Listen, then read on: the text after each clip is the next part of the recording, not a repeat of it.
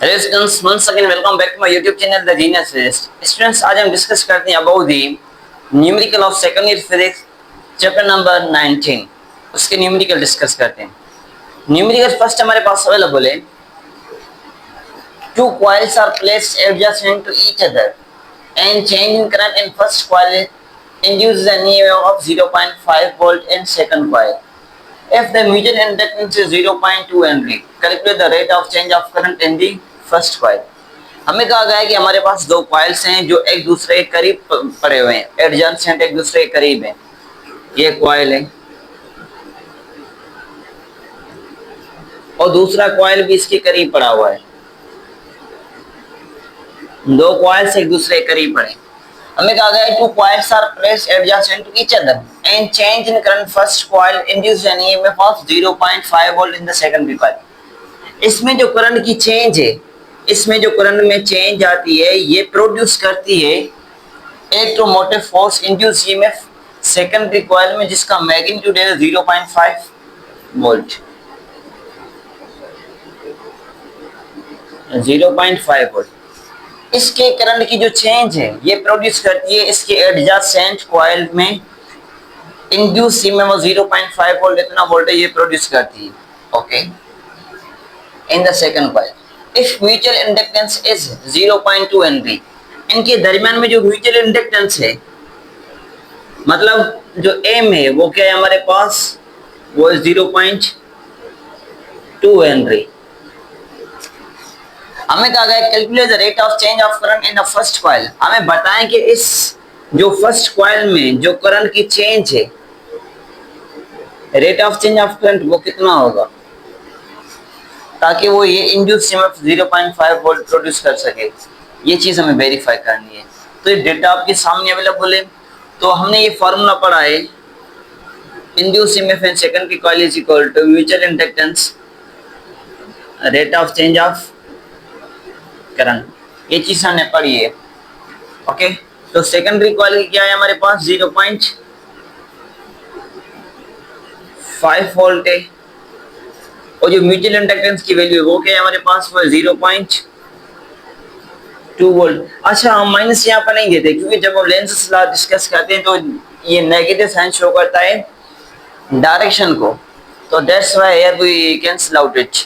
Okay, 0.2 mutual inductance. हमसे क्या पूछा गया है, हमसे पूछा गया है rate of change of current. के rate of change of current क्या होगा, it means delta I over delta T. Here we have to find that.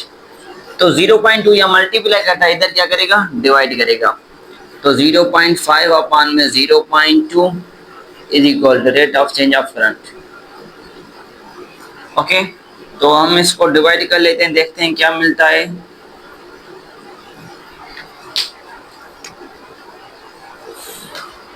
हमें 2.5 इसका जो जवाब मिला वो क्या मिला, 2.5।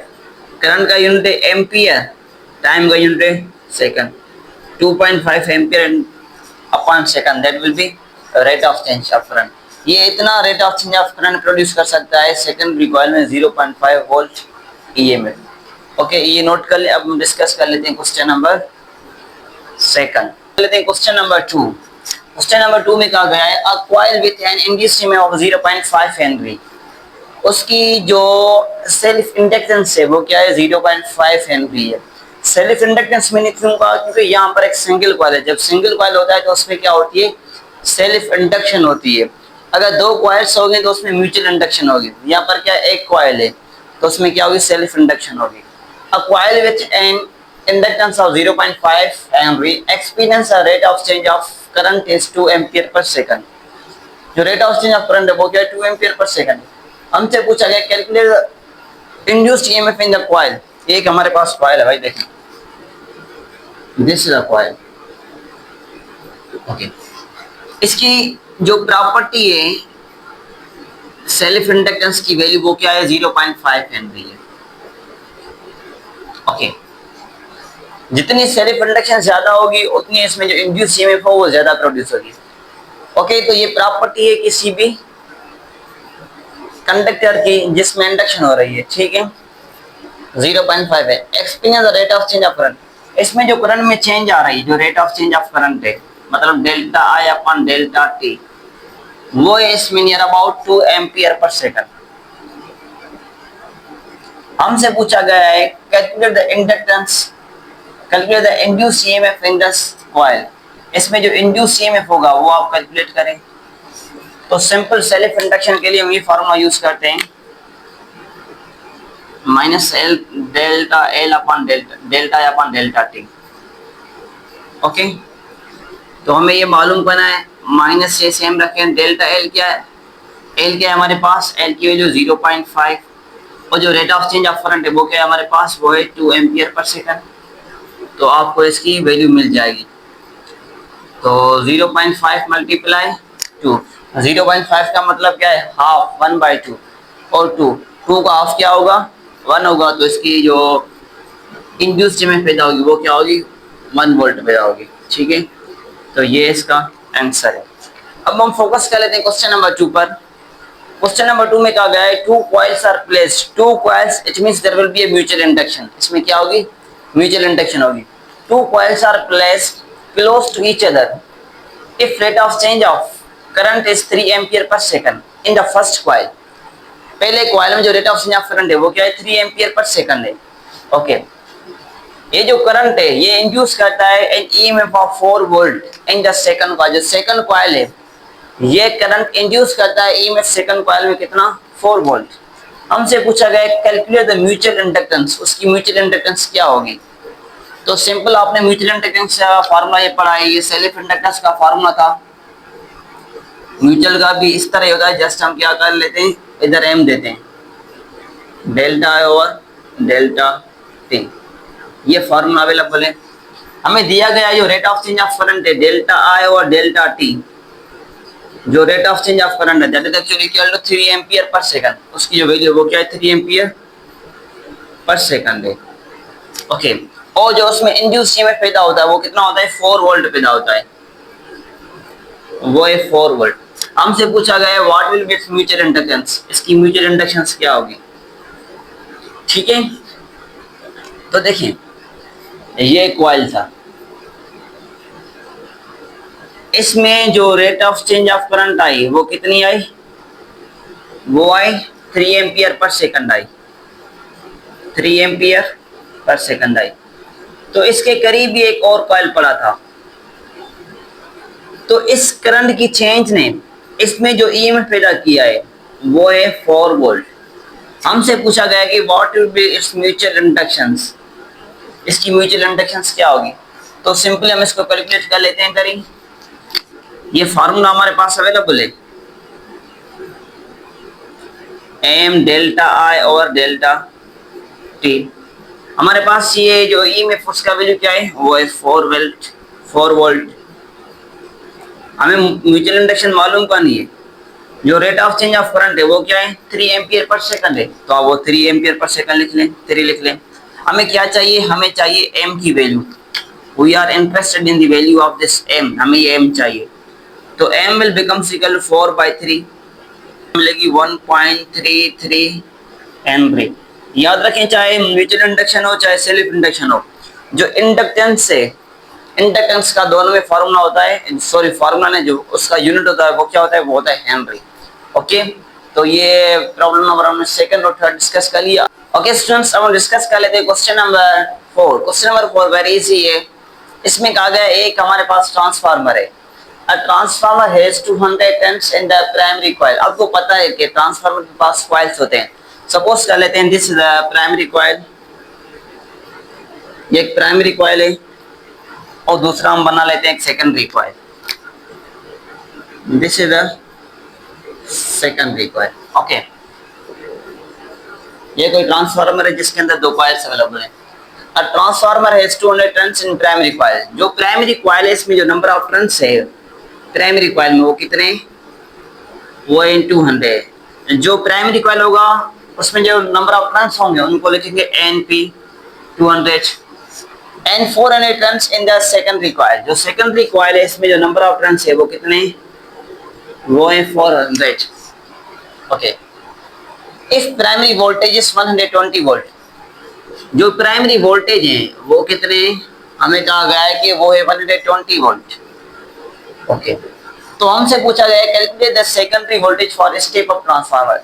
जो सेकेंडरी वोल्टेज होंगे वो क्या होंगे वो आप कैलकुलेट करके दें। ठीक है, तो सिंपल ये डेटा अवेलेबल है। हमने ट्रांसफार्मर में एक रिलेशन पढ़ा था, NS upon NP VS upon में VP, मतलब ratio of number of turns in secondary coil to primary coil will becomes equal to ratio of voltage in secondary coil to primary coil. Okay, तो secondary given है, primary given है, और जो primary voltage है वो भी given है। हमसे पूछा गया है जस्ट VS। ओके, तो NS क्या है, NS की वैल्यू 400, NP की वैल्यू क्या है हमारे पास, वो है 200। जो वोल्टेज सेकेंडरी कॉइल है वो हमसे पूछे गए हैं, और जो प्राइमरी में कितने 120 एम। तो हमें VS चाहिए, तो दो ये जीरोस कैंसिल हो जाएंगे, 1 to the 2 2 to the 4 2 same, ये 120 यहाँ डिवाइड करता है, इधर क्या करेगा मल्टीप्लाई करेगा। तो 120 का जो डबल होगा, जब डबल मल्टीप्लाई 2 मल्टीप्लाई करेंगे तो ये हो जाएंगे 240। ठीक है, 2 multiply 0 0, 2 multiply 2 you will get 4, 2 multiply 1 you will get 2। तो इसमें जो वोल्टेज पैदा होंगे सेकेंडरी कॉइल में वो क्या होंगे 240, जितने ये इनसे डबल होंगे। क्यों डबल होंगे, क्योंकि इसमें जो नंबर ऑफ टर्न्स है वो इनसे ज्यादा है, वो डबल है, so that's why it's voltage will be also doubled. Okay, तो अब ये नोट कर ले। अब हम डिस्कस कर लेते हैं क्वेश्चन नंबर 5 वेरी इजी है। कहा गया an inductor with an inductance of 0.2 Henry. कोई हमारे पास इंडक्टर है, let's suppose this is the inductor, ये एक इंडक्टर है जिसकी जो इंडक्टेंस है इट मींस L वो क्या है 0.2 हेनरी। एक coil it means that is self inductance, that's why I show here L 0.2 henry is current flowing through it of 2 ampere. इसमें से जो करंट पास होता है वो है क्या, वो है 2 एम्पियर। हमसे पूछा गया है calculate the energy stored in the inductor. आप बताएं कि इसमें एनर्जी कितनी स्टोर हो सकती है, how much energy can be stored in the inductor. तो सिंपली इसके लिए एक फार्मूला होता है जो हमने पढ़ा भी है, energy is equal to 1/2 Li square. ठीक है, L आपके पास गिवन है, I गिवन है, आप सॉल्व करें। 1/2 मतलब 0.5, L की वैल्यू क्या है आपके पास, वो 0.2, I की वैल्यू क्या है आपके पास 2 का स्क्वायर करें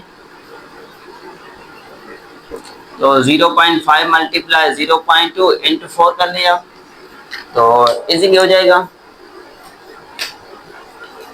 तो देखते हैं क्या मिलता है, तो 0.04 जूल, 0.04 जूल हमें ये एनर्जी मिलेगी। ठीक है, that will gets energy in joule. Now question number 6, question number 6 पर फोकस करें, वो भी वेरी इजी है। क्वेश्चन नंबर 6 में कहा गया a coil stores energy in form of electric potential energy of 0.2 joule when it carries current of 2 ampere. Calculate the inductance of coil. देखिए यहाँ पर एक कॉइल है, inductance of a coil it means that is single one coil. Okay, ये एक coil है, this is a coil. Okay, तो इसमें बताया गया है कि ये एनर्जी स्टोर कर रहा है, ये कॉइल एनर्जी स्टोर करता है कितनी, वो है 0.2 जूल। और इसमें से जो करंट पास होता है वो करंट है हमारे पास एक्चुअली 2 एम्पियर, करंट है एक्चुअली 2 एम्पियर। हमसे पूछा गया है calculate the inductance of this coil. इसकी आप इंडक्टेंस कैलकुलेट करें। This is a single one coil, so here we will take as a self inductance that will be L। आप इसकी L कैलकुलेट करके दें। तो आपको पता है, आपने पढ़ा एनर्जी का formula 1/2 Li square just like above, बस थोड़ी सी डेटा चेंज की क्वेश्चन सेम ही। एनर्जी क्या है आपके पास 0.2, 1/2 का मतलब क्या है 0.5। इंडक्टेंस आपसे पूछी गई है वो क्या है, वो पूछी गई है करंट क्या है आपके पास, वो 2 एम्पियर, 2 का स्क्वायर क्या होगा, वो होगा 4। ठीक है, तो आप ऐसा करें, 0.5 का मतलब क्या होता है, 0.5 का मतलब है हाफ, 1/2। तो 1/2 multiply 4 you will get 2। 0.2 is equal to 0.5 multiply 4 you will get 2 into L। हमें L चाहिए, तो 0.2 डिवाइड बाई 2 आप कर लें, 0.2 डिवाइड बाई 2, तो आई थिंक 0.1, यस 0.1, 2 कैंसिल हो जाएंगे, 0.2 divide by 2, 0.1, 0.1 Henry will be it's inductance. इसकी जो इंडक्टेंस आएगी वो क्या आएगी, 0.1 हेनरी आएगी। Okay, that will B it's answer. Last question हमारे पास अवेलेबल है एक ट्रांसफार्मर के हवाले से। A transformer is 1000 turns in its primary coil। Transformer के जो प्राइमरी कॉइल में जो नंबर ऑफ टर्न्स है वो क्या है, 1000 है। And 200 turns in the secondary coil, और उसका जो सेकेंडरी कॉइल है उसमें जो नंबर ऑफ टर्न्स है वो क्या है, 200 टर्न्स है।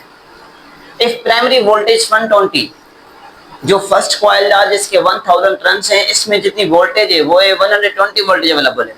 हमसे पूछा गया है calculate the secondary voltage for the step down transformer, जिसमें 200 टर्न्स हैं, इसमें कितनी वोल्टेज होगी। इसमें जो वोल्टेज है वो क्या है, 120 वोल्टेज है प्राइमरी कॉइल में। हमसे पूछा गया है सेकेंडरी कॉइल में कितनी वोल्टेज होगी, वोल्टेज इन सेकेंडरी कॉइल। तो वेरी इजी डेटा है, ये देखें,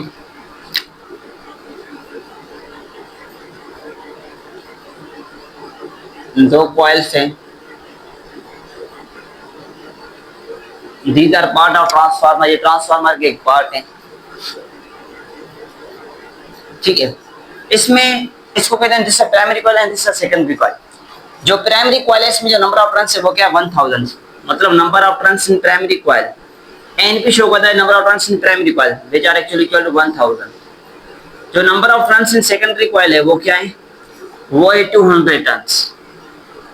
ओके, जो प्राइमरी कॉइल में वोल्टेज अवेलेबल है वो क्या है, 120 है, मतलब वोल्टेज इन प्राइमरी कॉइल है एक्चुअली इक्वल टू 120 वोल्ट। और जो सेकेंडरी कॉइल में वोल्टेज है वो क्या है, हमें मालूम करनी है। ठीक है, तो हमने सिंपली इक्वेशन पढ़ी है, एन एस अपान में एन पी ट्रांसफार्मर में वी एस अपान में V P. Here we are interested in the value of this V S, हमें वी एस चाहिए, तो हम लिख सकते हैं N S upon N P into sorry V P. तो एन एस की वैल्यू क्या है आपके पास, वो है 200 डिवाइड एन पी क्या है आपके पास 1000 और वी पी क्या है आपके पास 120। 2 जीरो इधर से 2 इधर से, एक जीरो इधर से एक जीरो इधर से, 2 multiply 12 you will get 24 volt. इसकी वोल्टेज कितनी होगी, 24 होगी। अब देखिए ये जो प्राइमरी है इसमें टर्न्स ज्यादा हैं, जितनी नंबर ऑफ टर्न्स ज्यादा होंगी तो उतनी वोल्टेज ज्यादा होगी 120। इसमें जो नंबर ऑफ टर्न्स है वो क्या है, कम है, तो जाहिर सी बात है वोल्टेज भी कम ही आएगी। So question number 9 which is last one question of this chapter। Question क्या है, this very easy। A conductor of length 0.4 metre, एक कंडक्टर है जिसकी लेंथ है 0.4 metre, moves at velocity of 5 metre per second, जिसकी velocity 5 metre per second, perpendicular to the magnetic field of 0.3 tesla. वो क्या है, परपेंडिकुलर है मैग्नेटिक फील्ड के साथ। ठीक है, 0.3 टेस्ला। हमसे पूछा गया calculate the motional EMF induced in the magnetic field in the conductor. Conductor में जो मोशनल ईएमएफ पैदा हुआ है वो मोशनल ईएमएफ कैलकुलेट करके दें। सिंपल है, सपोज करें this is a magnetic field, कितनी मैग्नेटिक फील्ड है, 0.3 टेस्ला है।